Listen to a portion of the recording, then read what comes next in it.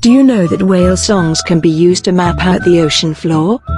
Fin whales are basically the Barry White of the ocean. The deep, bellowing songs that males use to attract mates are considered to be the loudest of all marine life and can be heard up to 1,000 kilometers away, according to Scientific American. They can also be used to sonically map out the ocean floor thanks to the fact that the sound can reach depths of 2.5 kilometers under the water, which bounces back and provides researchers with accurate measurements. Beyond that, a 2021 study in Science showed how using a fin whale's song can be far more useful and have less of a negative impact on sea life than using a large air gun, which is the typical tool researchers rely on.